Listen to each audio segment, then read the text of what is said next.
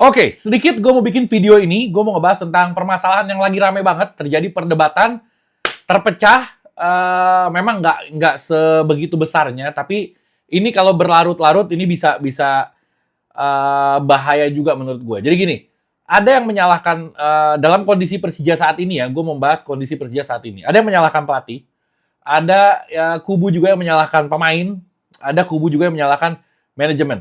Bagi gue, kalau gue harus beropini, gue menganggap yang salah ini semuanya. Yang benar cuma satu, yaitu supporternya. Bayangin, dengan kondisi Persija seperti ini, di klasemen juga kita buruk banget. Nggak pernah rasanya gue sekecewa ini ngeliat Persija. Tapi masih banyak anak Jackmania yang datang ke stadion, walaupun dilarang, tapi yang gue selalu bilang, rasa cinta itu mengalahkan aturan, dia tetap berangkat sampai ke Bali, bayangin.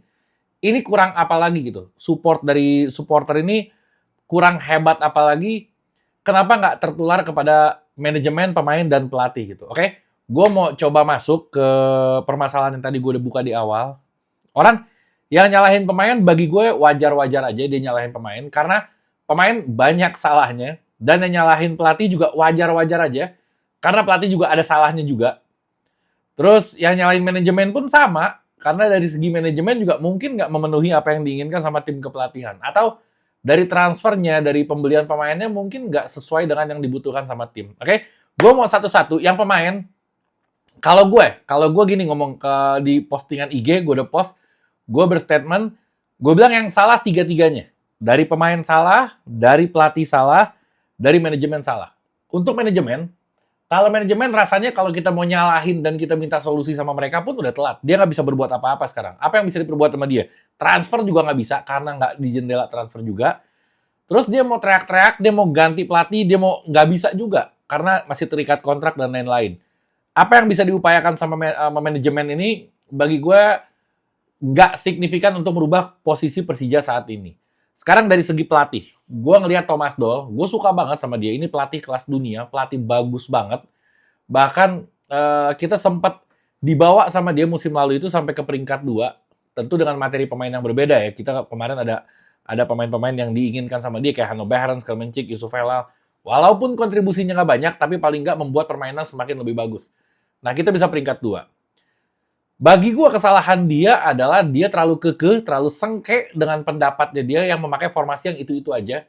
Yang dipercaya dari tahun kemarin bagus, mungkin menurut dia kenapa tahun ini nggak bagus gitu. Harusnya bagus juga, mungkin menurut dia kayak gitu.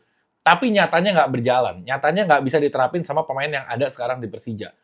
Mungkin formasinya yang salah, atau mungkin formasinya benar tapi pemain yang salah nggak bisa menjalankan. Gue belum tahu dari sisi mana permasalahan itu ada gitu. Cuman harusnya sedikit legowo, rubah aja formasinya. Gue nggak pernah ngeliat Thomas Doll merubah formasi atau strateginya. Gue rasa Indonesia cocok dengan 4 back. Kenapa nggak dicoba aja pakai 4 back? Atau kalaupun pakai 3, ya jangan pakai gelandang bertahan sampai 2 gitu. Sia-sia, belakang ditumpuk, ternyata kita kejebolan juga. Jadi Thomas Doll kayaknya dia lebih memperkuat lini pertahanan, walaupun lini pertahanannya bagi gue, udah ada Rizky Ridho, udah ada Ferrari, udah ada Hansamu, udah ada Kudela. Tanpa dibantu 2 gelandang bertahan juga ini kelasnya masih di atas tim-tim yang lain gitu. Kenapa mesti setakut itu menghadapi tim-tim di Liga Indonesia sampai harus numpuk pemain di rada di belakang gitu. Coba aja dirubah. Kali aja dengan dirubah formasinya, dirubah strateginya, bisa berjalan gitu. Itu dari kubu yang orang menyalahkan Thomas Doll. Beralasan seperti itu. Mungkin, ini gue mengasumsikan. Tapi di lain sisi, pemain juga gue rasa nggak bisa menjalankan apa yang Doll mau juga. Ini gue berusaha objektif dari segala sisi ya. Karena apa?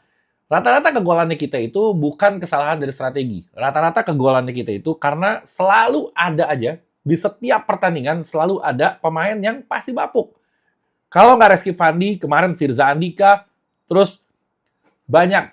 Selalu ada di setiap pertandingan ganti-gantian pemain-pemain Persija ini yang performanya itu turun. Kayak kemarin, hancur banget. Firza Andika bikin 2 kesalahan yang merugikan tim.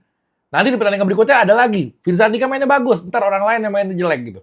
Di pertandingan sebelumnya, Rehan Hanan, 2 peluang emas nggak bisa masuk dia. Padahal kalau dia main bagus, dia ngegolin itu 2 peluang itu kita bisa menang. Tapi dia bapuk saat itu. Besoknya ganti Firza, besoknya ganti. Itu selalu aja di setiap pertandingan. Gue nggak ngerti kenapa seperti itu. Harusnya itu nggak terjadi. Jadi kalau gue mau nyalahin Thomas Doll pun, si pemain juga bikin kesalahan juga gitu. Jadi bingung gue.